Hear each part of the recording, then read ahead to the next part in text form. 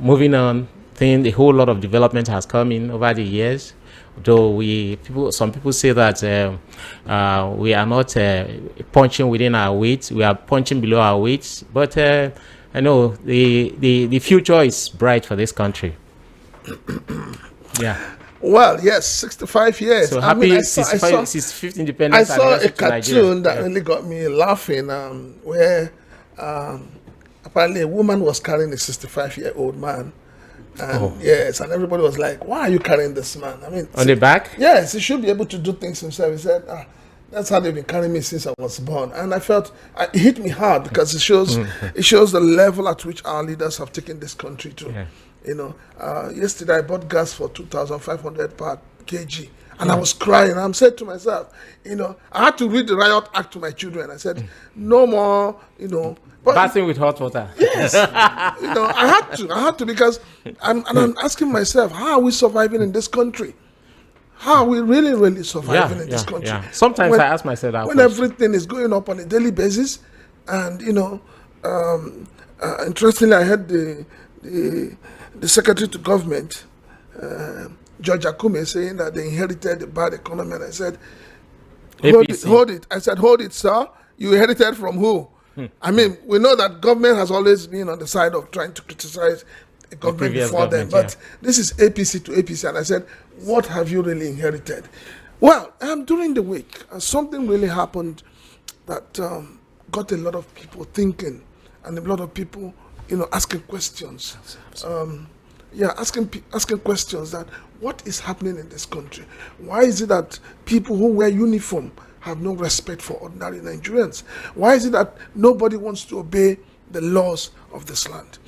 A furor as custom officer who happens to be a landlord forcefully ejects tenant with 2-month-old baby in defiance of court order, used policemen from Zone 2 and dogs.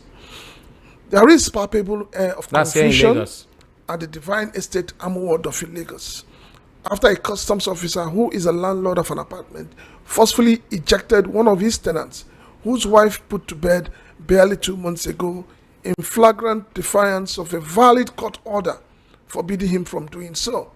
Sources said that the officer, identified as Stephen Gomos, hired the services of officers from B-Ops of the Zonal Command Headquarters, Oniko, Lagos, and thugs to carry out the forceful ejection to the consternation of other tenants and neighbors, adding that while all this unwholesome drama was on, the husband of the nursing mother was not in town. It was gathered that the trouble started with his tenant, whose name was given as David Afam Akarewe, after the customs officer landlord told him to leave his gate open, that he was coming to fix an air conditioner at the adjoining apartment. Mr. Akarewe, in response, told him that there was no way he could keep the gates open, that if the landlord was around and wants to carry out any repair works on the adjoining apartment, he would gladly open the gate for him. This response did not go down well with the officer, who vowed to eject him. Subsequently, he served him with a quit notice and later a court summons pasted on his gate to appear before court for Apapa preparatory for his ejection. I mean, this is the height of it. This is the height of it. You know, a nursing mother with 2-month-old baby, and you're a custom officer, the uniform you're wearing is put on you by taxpayers' money, and then you use another set of people who are benefiting from taxpayers' money and hoodlums to eject somebody. What kind of madness is this?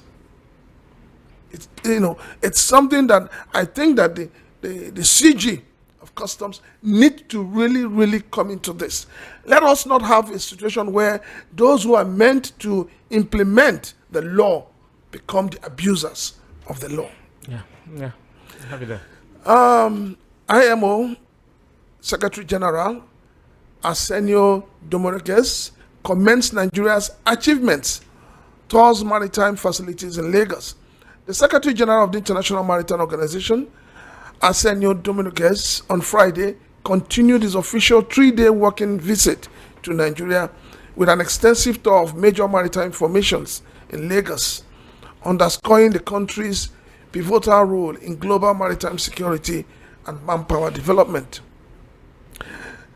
The Secretary General, who arrived in Nigeria on Thursday, had earlier met with the Minister of Marine and Blue Economy, Adegboyega Oyetola, and heads of key maritime agencies, followed by a courtesy call on President Bola Ahmed Tinubu at his Lagos residence.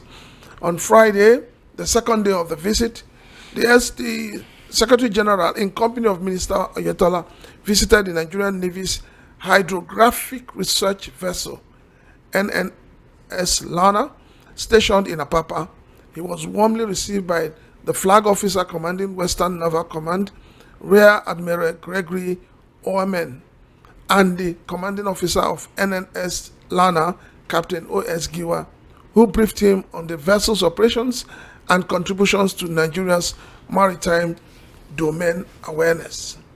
The IMO Secretary General also visited two critical facilities of the Nigeria Maritime Administration and Safety Agency in Imasa, in Kirikiri, Apapa, the C41 Center, and the Regional Maritime Rescue Coordination Center. The C41 Center, a cornerstone of Nigeria's Deep Blue project, integrates advanced technologies in command, control, communication, computer, and intelligence operations. It serves as a hub for maritime surveillance, intelligence gathering, and rapid response coordination. Visibly impressed by the facilities, the Secretary General lauded Nigeria's leadership in securing the Gulf of Guinea and in developing robust maritime safety frameworks. He said, Nigeria's commitment to maritime security and rescue operations is exemplary, as the facilities reflect a level of preparedness and innovation that aligns with IMO's global mission of safe, secure, and sustainable shipping. And going forward, the President has also assured that so much energy, time, resources, manpower is going to be put into the maritime sector, because the President has also believed that the maritime sector stands a better chance of taking over from the petroleum sector. We're hoping that you can't overemphasize that. Everyone knows that.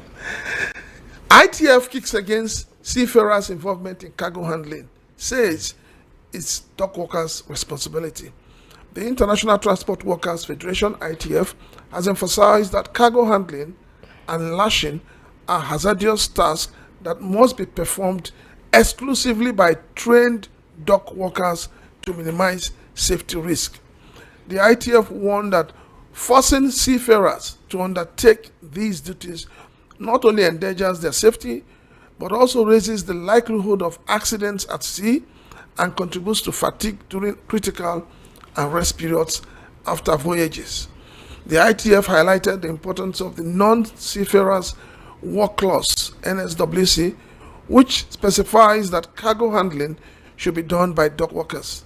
This clause has been established through collective bargaining between unions and employers to protect both seafarers and dock workers.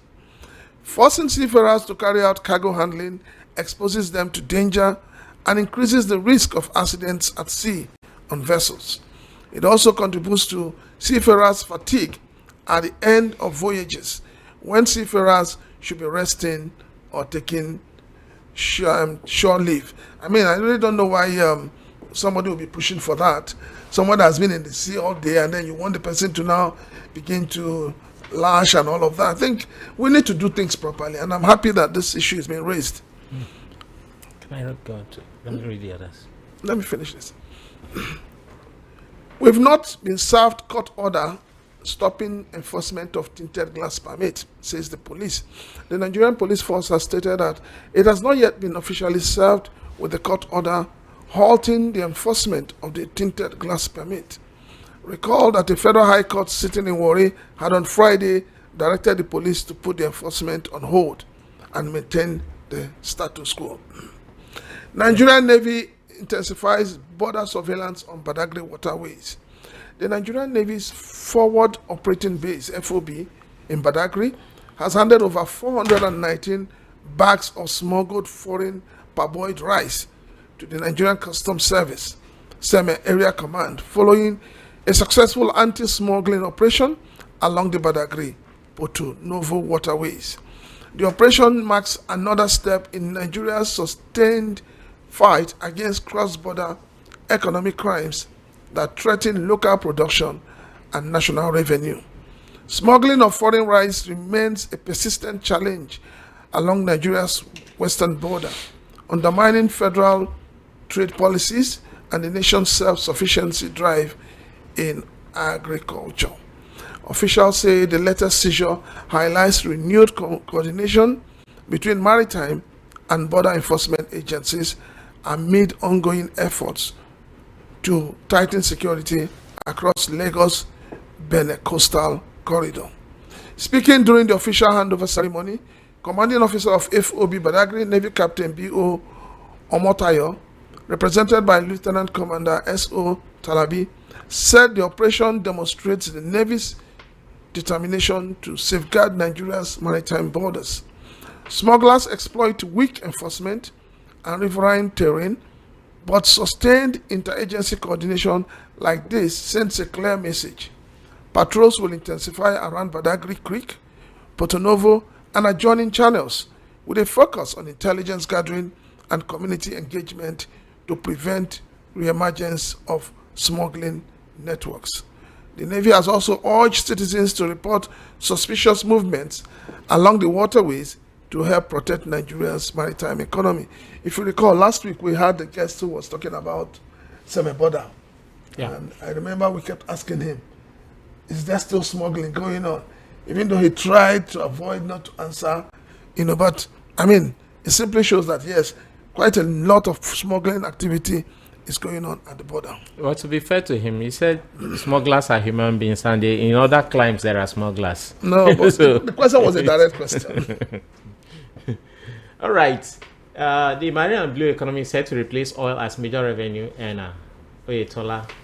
The Minister of Marine and Blue Economy, Adugbe Oyetola, has declared that Nigeria's marine and blue economy sector is being strategically repositioned to serve as the country's major revenue earner, replacing crude oil as the dominant force of national income.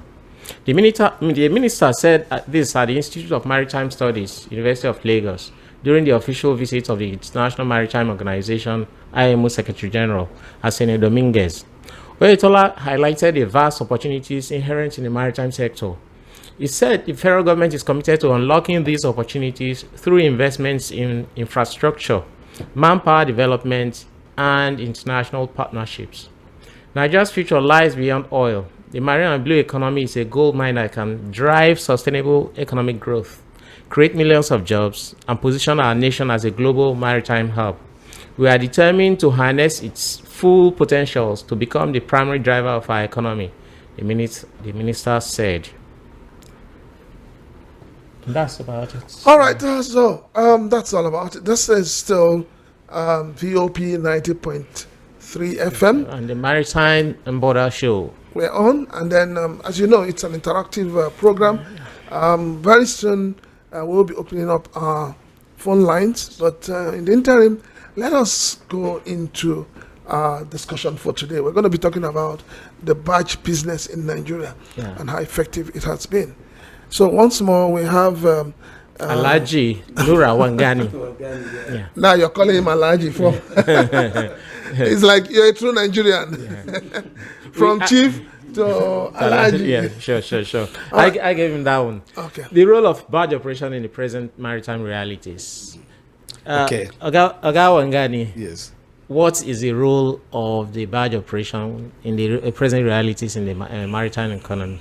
Okay. Good afternoon, my audience this morning. My name is Alhaji Nura Musa Wagani.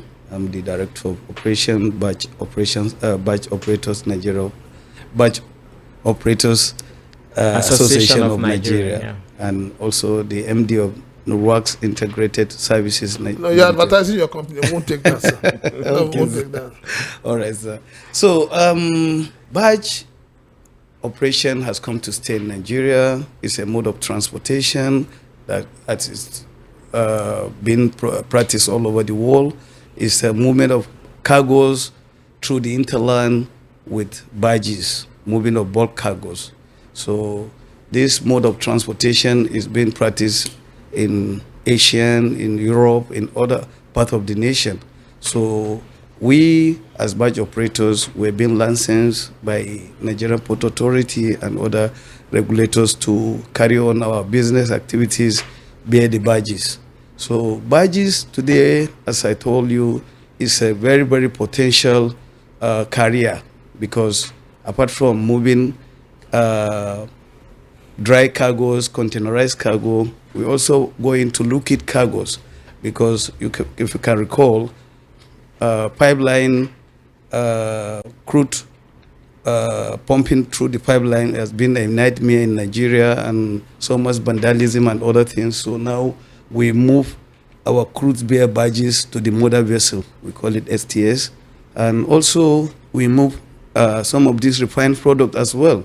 And you can recall now Lekki, because of the access road to Lekki and the potential of Lekki free-trade zone, the Lekki deep sea port, the refinery, and so barges are the other alternative. I don't even want to say alternative. I would say it's a welcome idea to use sea-going barges, creek-going barges to move these products from the refineries to the hinterland. So yes, as you said earlier on, barge operation has come as a child of necessity when we have the gridlock in Apapa in sometime in 2017, 2018. And we find it difficult to move in and out of Apapa port. And we now explore how to evacuate containers via the barges through the sea to the hinterland. If I said to Ikorodu, to Badagry, and some of our jetties within Lagos. So, but it's not an alien business. It has been practiced for a very long time in Nigeria.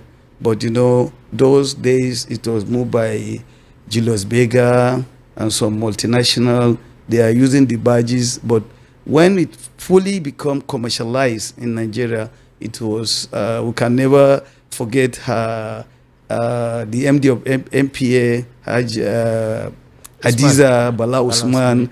During her tenure, she now flag it up and make it official that we can successfully evacuate our consignment through the barges. And at that moment, government recognized the potential of barge operation in Nigeria. So that's why MPA championed the regulation, they championed the activities of barge operation in Nigeria.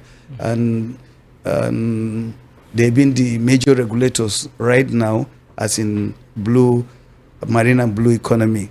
But, having said that, MPA has played a very important role in the actualization of these operations.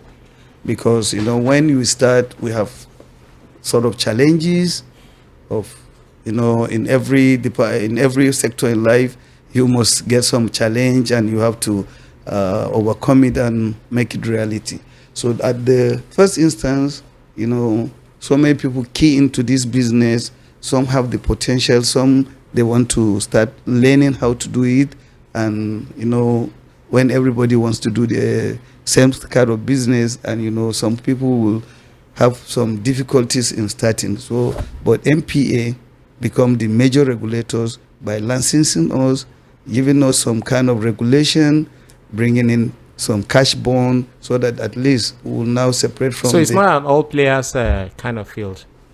Anybody can come into. Yes, it is a capital intensive project. Okay. Because one, you can't be an operator without you getting a jetty. Okay. Two, you can't be an operator because you need to know what it takes to be an operator. One, you need to have knowledge of the maritime business, because you need to know where are you moving your boxes from. You come to the port to pick up these boxes. So thank God Nigeria we're developing, because most of these are ports, they are they are, most of them, they are sophisticated. They have they have digitalized their produce. So if you want to come as a player, you have to know some knowledge of how to come into the port, how to evacuate your cargo, how do you make your payment, how do you get window. There's sort of things that you need to know. If not, you can just come bring your barge, and the danger involved in the channel. This channel is not being utilized by only barges. We have the international vessels coming in. We have passenger boats running through the channel. We have other fishing trolleys. We have so many people utilizing the channel. So you need to know you have harbors, and you need to communicate with them. They need to give you green light before you sell, before you do everything. So it's not like you just jump into the business without you having knowledge of what you are doing. So it is a very, very sophisticated business, and you need to have knowledge on it before you jump into it. Okay. Sorry. You talked about Nigerian Ports Authority. Yeah. And the fact that they're very effective in helping barge operators. They are the regulators. Yes. They are the regulators. Yes. What role does Nigerian Shippers Council play when it comes to barging? Yeah, Nigerian Shippers Council, they are the economic regulators of the industry. Yeah. So, you can have if you have any kind of challenge, at least you need to know where you can put your differences. Nigerian Shippers Council, being the economic regulators of the sector, they are the one that we go to if we have any challenges with any other government agency, because I said earlier on, it's capital intensive.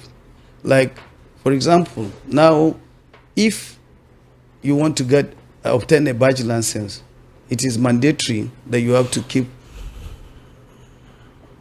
a bond of 50 million naira cash for you to obtain license from MPA. Okay. And this bond, it is mandatory because if there's any kind of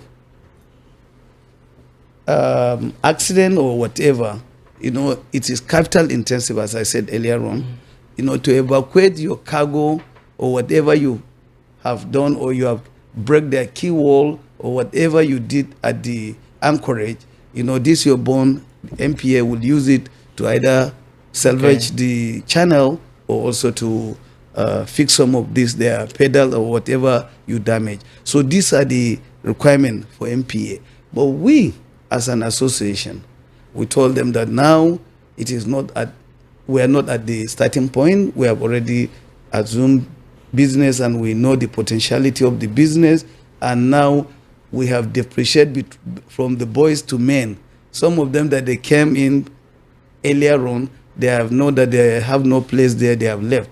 But we that we still remain in the business, we now know that we know all the safety rules and everything. We have gotten so many training and other things to know that, yes, this is the business that we have put ourselves into, and we know the potentiality of it. So for that, we are even clamoring for MPA to remove the bond, to make it insurance bond, because we have already come up with so many ideas to the authority that, let us bring the pool of insurance, and let us look at how we can be able to mitigate the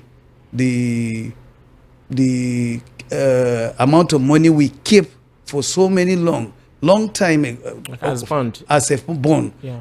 This bond you're keeping cash. Sorry, sir. You mean the business is not really directly insured, or how does it work? Okay, look. The barge has been insured. Okay. The cargo owner has insured his cargo. Yes. You understand? We also, as a barge operators, we have what we call GIT. That's marine GIT. So any movement is a goods in transit insurance on our barges. So that means, you see, we all insure the movement of any cargo per barge, per move. So, but the bond, it is to salvage whatever damage that is caused by the operator. Okay. So that's why we said, okay, instead of us tying down 50 million naira for, like Rose say, if we tie down for 20 companies, that's about 1 billion naira. Yeah. So we are keeping this money annually, year in, year out. This money has been kept in the bank and is not going to. At the end of the day, do you get interest on the money? You don't have any interest. You don't have anything because you are the one to pay 5% of the this thing to the bank because you are not getting any interest. And what we are saying is, if you keep this money for so long, it's not yielding any interest or whatever profit to you or neither to MPA. The bank, they are the one enjoying the money because you kept the money there. Yeah. So what we are saying is, let us come with full of insurance company, like 12 or 13 major insurance company. Let us be paying them so that whatever happen, we'll dip down our hands into the fund so that we can be able to, if there's any kind of accident or whatever, let him come to the rescue. So that this money, we shouldn't be just keeping it for keeping sake. Yeah. Sorry, sir. I would say a few months ago, an unfortunate situation happened when one of the barges collapsed and then chemicals were poured into the lagoon. In that, what happened? What really happened, and how? Because you talked about MPA regulating your business. In that case, do we say it was due to the barge being too old or not, or carrying too much of cargoes, or not properly, the cargoes not properly fixed? So we went to investigate that incident. Actually, there is no capsize and there is no accident. What actually happened was it was raining and the barge overloaded. So it passed the load line, and when they came to the anchorage, that's to the jetty, some of this, is jumbo bag. So the bag, at least, it's just minor. But we find out that the barge has not capsized nor have any accident. We went around to check what actually happened. It was reported that the cargo fell into the. No. No, sir. I think I don't want us to misinform the public. It was on the news for more than 1 week, and at a point they even showed videos where the Lagos state government were trying to salvage the situation. So that same day, the contents of the barge in particular were emptied into the water. That's what I'm saying. We went there. The barge did not submerge. Okay. It did not capsize. It did not capsize. Okay. But the cargo spilled into the water because it was raining, and it is just slippery. It becomes slippery, and some of the cargo fell into the water. It happened everywhere. Sometimes you're on your way going, you will see some trailers filling up with some of their consignment. So this is a minor thing that happened, and they have been taken care of. So when you say it is minor, I'm going to put a direct question to you. What steps did you or your organization or your association take to ensure that whatever went into the waters does not affect the ecosystem? You see, annually we move these same jumbo bags up to almost 20 to 30,000 metric tons per annum. Okay. You understand? For the past 5-6 years, nothing like this has happened. But this time around, you cannot. We are human. So sometimes things do happen out of control. But we have already told them, and the cargoes that they came in, we went to see where they have loaded from and where they have discharged. That's the only incident that happened. And when we came, we find out that the bags, they are not something much. They are very, very small. And when they were evacuated? Yes, they have evacuated because we tell them that the ecosystem need to be clean. So we have already told the company to salvage it, and they should remove all those ones that they have already littered. So we thank God it happened at the jetty. It doesn't happen at the main sea, but it's at the jetty, so it's easier to evacuate. So, what challenges do you face in your business? Okay, a lot of challenges, but even now, what we are looking at, you see, is a mode of transport. Sure. And we thank God for this administration for bringing out marine and blue economy. This is just is pointing straight at us. The reason is you can't talk with this sector without talking about us. We are the one that closer to the people. So if the ship or the vessel bring in items, we are the one taking it to the interline.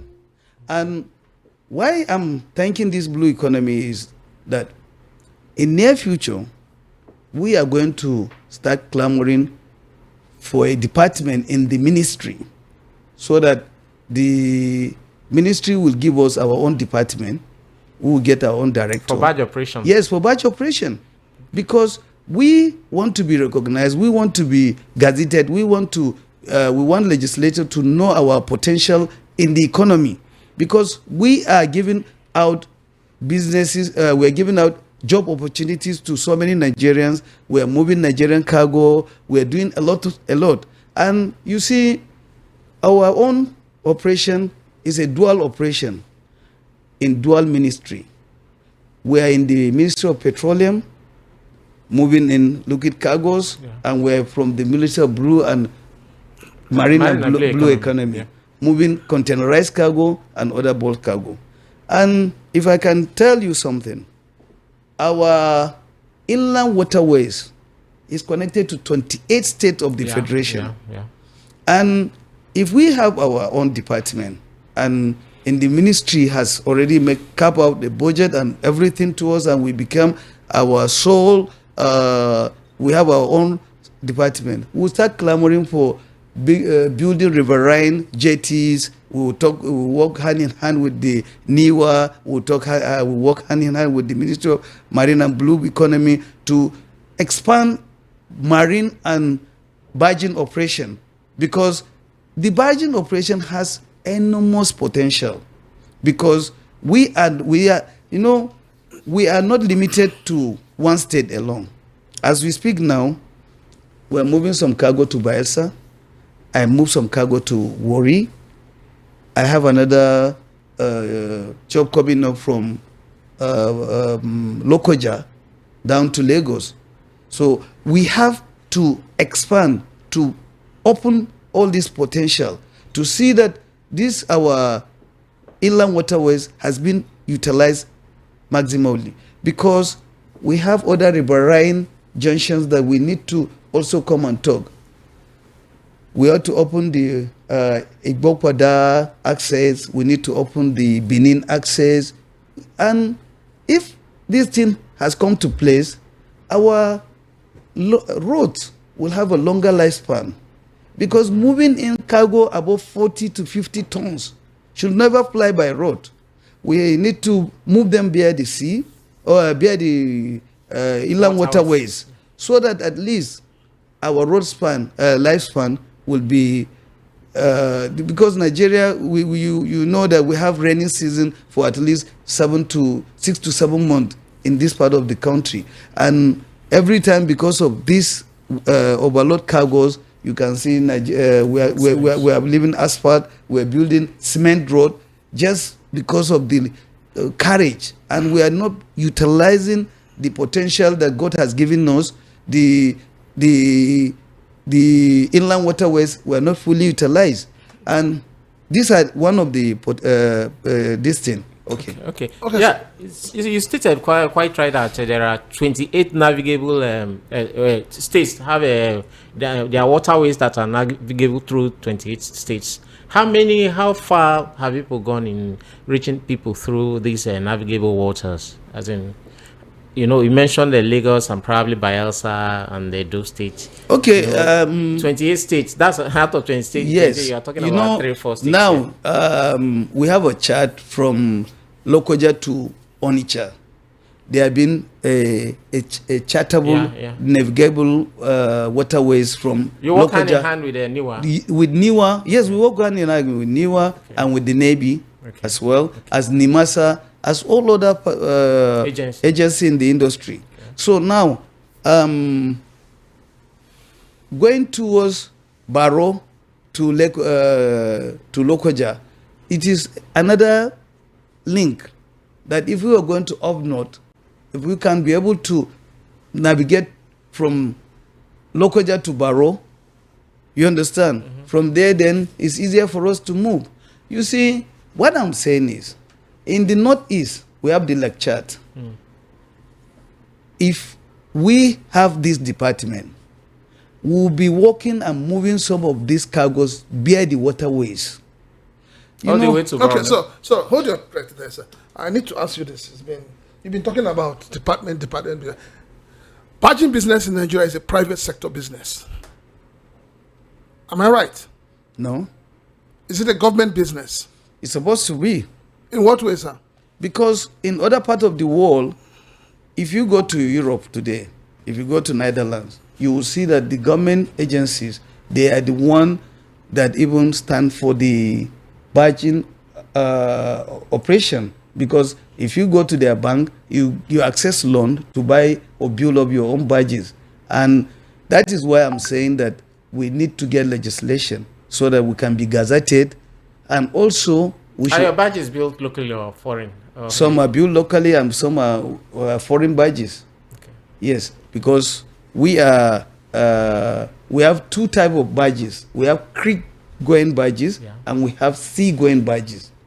So most of the one you see plying in Lagos, they are creek because they are within the interland. But the ones going over the high sea and Warri, Lekki DC Port to other offshores, they are sea-going. Okay, so I'm still going to stand on my question.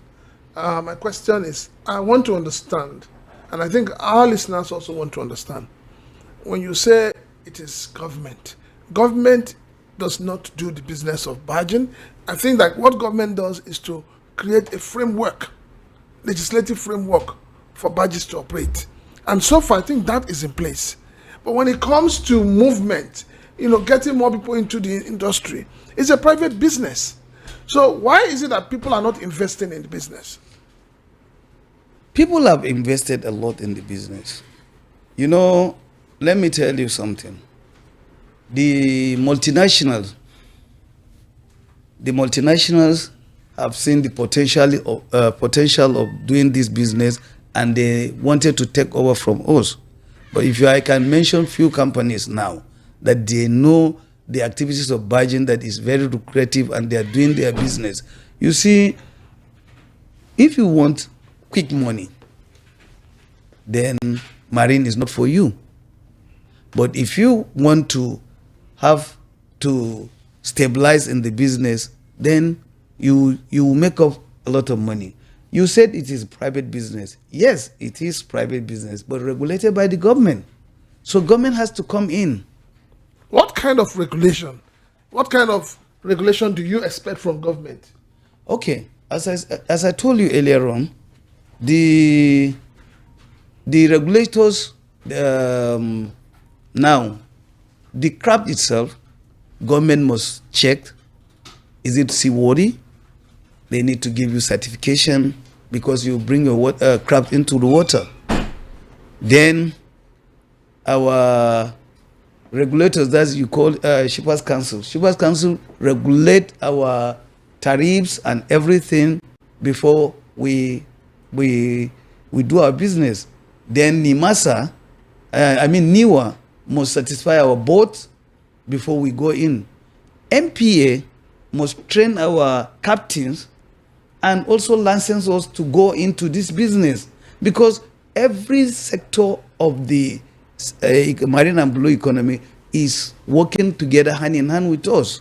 But what we are saying now, that we don't have a department in the Ministry of Blue and Marine Economy, Marine and Blue Economy, and we were clamoring to get this so that at least our director should be able to liaise with the legislators so that we will now have our own budget and we can be able to, as Nigerian, talk to any international organization or banks or any other financial institute so that we can now know that, yes, we have a reputable business in Nigeria, that we can access loan, we can access Even the cabotage, we can access anything because even the cabotage is talking direct to us because we build, we manage, we are in the coastal and we are in the inland. Okay, sir. That's where, you see, you and I were getting somewhere. And where we're getting to is simple. You've elaborated on what you want. And I think so far, government has given you that without giving you a department. Now, the question I'm still asking you is, the way you're operating now is a private business. All you do is pay tax to government. Why is it that banks, for instance, why is it that when you approach banks, why do they not finance the barge business? Some banks do. Okay. It is a private business, and I know that some banks do finance our barging operation. But you know, whatever you're doing as a private business, it is mainly private for you, how you can present your case to the bank or whatever financial institute to take care of you. But what I'm saying, if it becomes a government business, NIWA, for example, NIWA has badges. Yes, as a government, they have badges. But you know, we want to collaborate with the government. If we open this department, if there's a way, the vessel, the cabotage fund, it is the vessel, the CVFF it is mainly the vessels, they are the one that give the 2%. But we as a badge too, we give our 2%. But most of us, we are giving this 2% in the area of the liquid cargo. Okay. You understand? But now that we wanted the government to come in, we want the full autonomy of our own department so that we can be able to sit down and discuss. You said the IMO Secretary General was here in Lagos last week. Yes, so we want the IMO know that the inland waterways has a potential to play. We want to be in a category C. We want also to see that what we are vital instrument to the economy and the development of the maritime industry. If you go outside, you can see our barges loading containers, loading this, loading that. We are not invisible, we are visible, and we are working on the water. So what right did give the vessel that did not give us that the government should come in? Nigerian Shippers Council is part of the government agenda to do a Shippers Council to Nigeria. So we want a barge council. Okay. And, sorry, I'm sorry. You know, I remember when we started, I asked you, I said, what has been the role of Nigerian Shippers Council? Is the economy regulator, I said earlier. I'm coming, sir. Because everybody has always thrown stones at the Nigerian Shippers Council. Yeah. And then we're asking, is it that the Shippers Council is moribund, or is it that the Shippers Council is just there solely to protect the interests of foreigners? Because they seem to relate more with them than they relate more with Nigerians. Because up till now, people are talking about, oh, we want to build ship, we want to build vessel. There's no money. So why is that money, that cabotage fund, why has it not been released? The cabotage fund is not managed by Nigerian Shippers Council. It is fairly NIMASA's business. It's between NIMASA and Blue and Marine Economy. Yeah. And yes, I don't want to go further into that because this cabotage fund has been for decades. So many administration has come. It's only this administration that they have already put something that some of us may get to this. But up to now, I don't have more knowledge about this CVFF. The reason I'm saying this is, Shippers Council, let me say something about them. Shippers Council is regulating a shipper. And a shipper, it started from the clearing agent, from the truck driver, from the barge operator, from the ship agent, the shipping line, to the importer itself is part of shipper. So all this council that we are talking about shipping is not shipping line for say. Even the terminal, they are still controlled and regulated by the Shippers Council. Yeah. So what we are saying now is, shipping is an international business. Yeah. And the name shipping has already taken care of everything that the shippers does. Including barge operation. Including the barge operators. Yeah. But what we are saying now is this is our indigenous business, and we are Nigerians. And everything, it is a policy. And it is we, the Nigerians, that will now recommend to the government to act or enact any kind of policy. And what we are clamoring for now, we want our department in the ministry so that we have an assistant director, barge operations, so that anything related to barge, we know where to go to. Because today, we can talk to NIMASA, tomorrow we'll talk to Shippers Council, next tomorrow we'll talk to MPA, next tomorrow we'll talk to NIWA. But we don't have anybody in the, they say if your mother is by the port side, you're always happy to be eating. But we are not close to the government. These are agencies. These are agencies. But we want a blue and marine economy has been, what happened? It is Ministry of Transport. Now, before aviation is in, aviation now is on its own. Ministry of Transport now, it is on its own. When blue and marine economy, it is on its own. So now, in the blue and marine economy, we want a department or a unit so that we will now... Yes, you've emphasized on that a lot.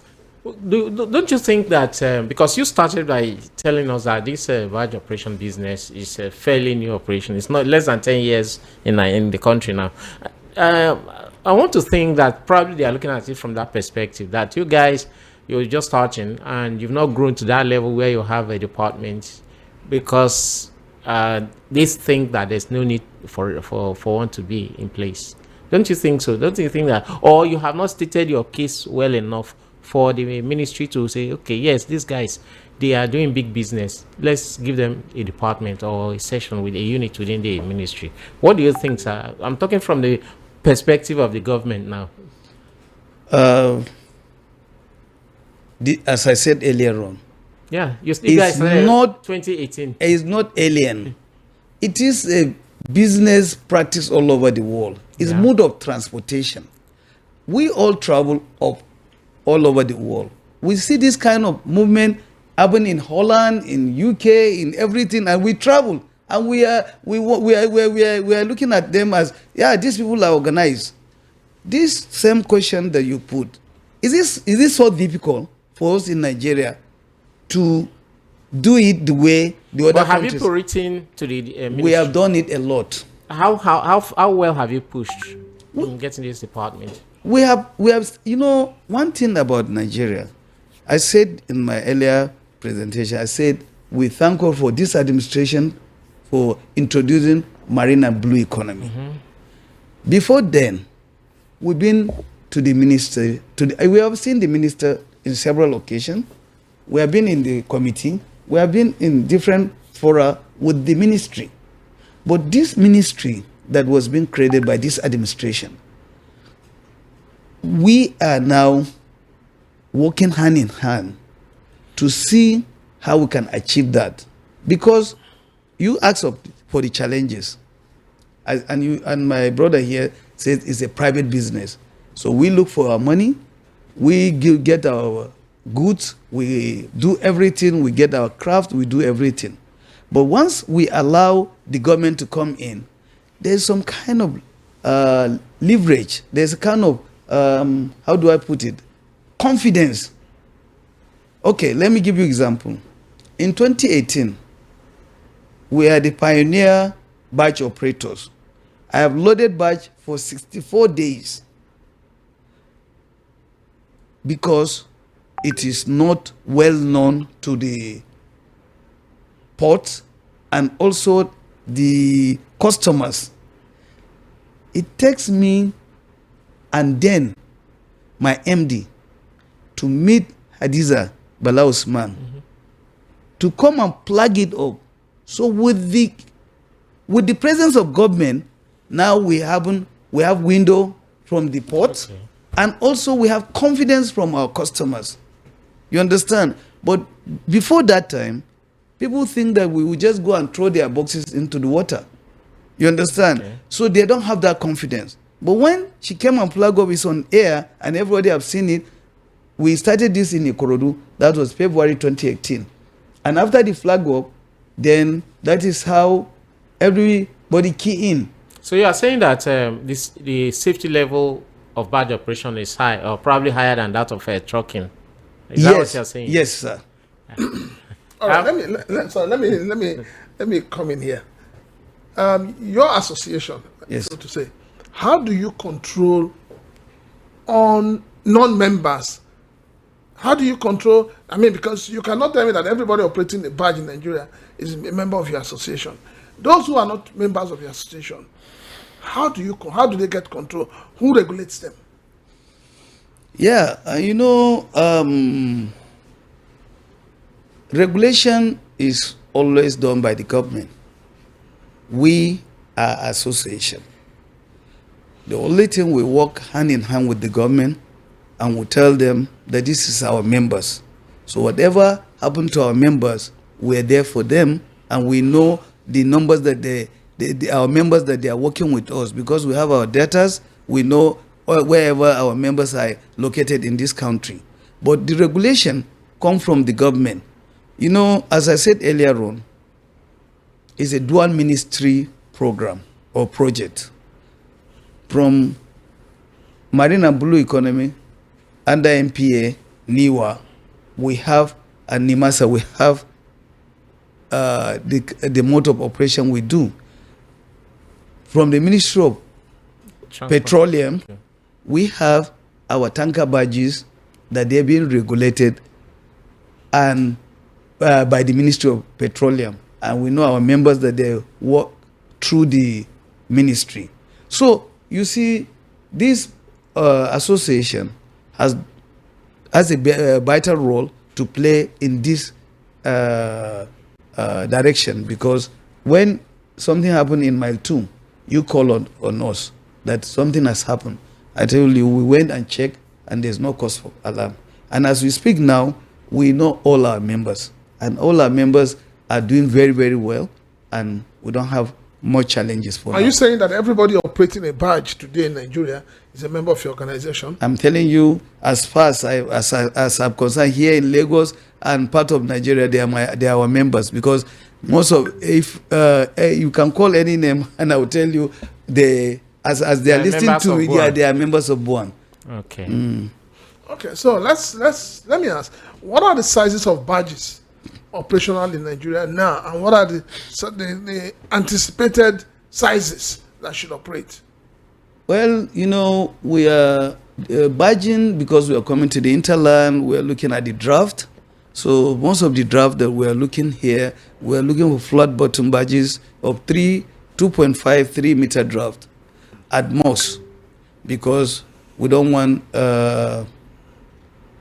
bigger barges to come in. We have some other impediment, like the bridges, you understand, and some places they are not being dredged, and long time we have some rigs under it, and we don't want anything to happen to any of our barge. So we're looking for 2.5, 3 meter draft. These are the barges that can fly within the hinterland. But those that they are going on the sea, you can go from 4.5 to 6 meter draft. It depends on the tonnage. The tonnage, some will be 3,000, 4,000, 5,000, 8,000, 10,000 ton barges. They will fly the sea. But because of the channel, we are looking at the smaller barges of maximum 2,005, then to 1,000.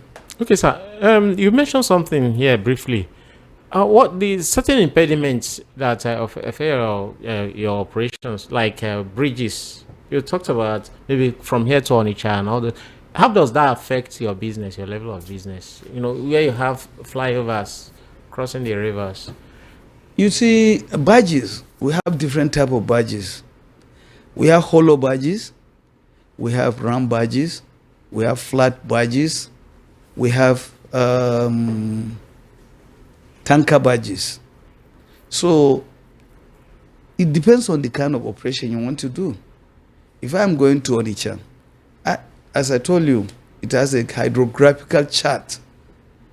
And we know the navigable waters. And we know all the impediments. I will tell you all the bridges in Lagos. I know what we can do. There's sometimes we can double stack, sometimes we cannot double stack. If it is a free flow, we can double stack.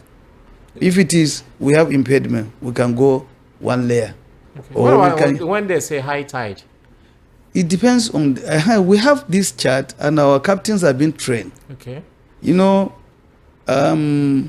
naturally, the water has 6 hours. It can be high for 6 hours, it can be low for 6 hours. Okay. So all of our captains have been trained and they know when to move or when not to move. How has betting space affected the barge business in Nigeria? Yeah, actually, we're having that serious challenge now. And, you know, first of all, before we start this commercial business, the vessels have the priority because they are international carriers. And you cannot stop them when they are coming to berth. But whenever they are coming to berth, they ask us to leave because we don't want to endanger any foreign vessel or endanger any this thing. So we need to evacuate. And thank God for the our ports now. They are really, really trying because they will not give you window when they know you don't vessels are coming to alongside. But in the port reform, port reform, we have already included our barges vet so that they should give us our own dedicated betting space. Okay. So that we don't have to start negotiating or having anything to stop because we are accumulating demorages. Because once I bring my barge and you didn't give me space, I will be paying the barge owner on a daily basis. And these boxes too, if you keep them for long in the terminal, I'm paying storage. And if you didn't give me batting space, you know, demorages in the maritime sector is something that is not friendly at all. So we are clamoring for that in the port reform, that they should give us our dedicated batting space so that we can come and at any time that we know we are calling, we can come and we can alongside and we can do our business with ease. Okay. All right, this is the Maritime and Border Show. You still have Prince Chilaka and Dili Utomi. And we have our guest here, Alhaji Nura Wangani. VOP 90.3 FM. We will soon be reading out the phone numbers. In a bit, we'll be reading out so that you also, listeners, can call in, participate, and ask questions. Yeah. We're still talking about barge. We're still talking about barge business. Now, if somebody wants to invest in this industry, what are the likely challenges to be encountered? Well, as I said earlier on, it's capital intensive. We operate with bigger machines like the crane, reach stackers. We need a jetty. We need the barges. And, you know, if you can be a terminal operator, you can be a barge operator, you can own the two. Because movement of cargoes, as far as this water is still existing, is something that is continuously. You cannot take it away. It's neither. So for that, it depends on your choice. Do you want to buy a barge? If you can buy a barge, you can buy a barge and tugboat and keep them for chartering. You don't presently need to work because we have an operator that can charter it from you. If you have a terminal, for example now, the export season is coming. If the export season comes, you can come, stop in the terminal, do all your documentations and move your boxes. If I mean boxes, mean containers. Containers, yeah. So you can do your stuffing, you can come close to the water. After you have done your custom clearance, then you can move them, and your vessel is waiting. So you can move as much as 20 to 40 boxes at a go. And now you know that moving them in a bulk is less expensive than moving them individually. Yeah. Once you have invested in this sector, you know that you have the jetty, you have so many people working for you. You bring an operator, the forklift operator, the crane operator. You are giving work to the security man, the safety man, the what do you call them, riggers, and other of you. Then the boat also is something that if you invest, now we are even having scarcity of barges in Lagos. Do you know why? When there's no work offshore, all the barges came to Lagos and fight searching for work. But now there is no pipeline pumping. So they use the barge as storage, and they use the barge for STS. STS means ship-to-ship transfer. So they will take the crude and they will take it to the mother vessels. Okay.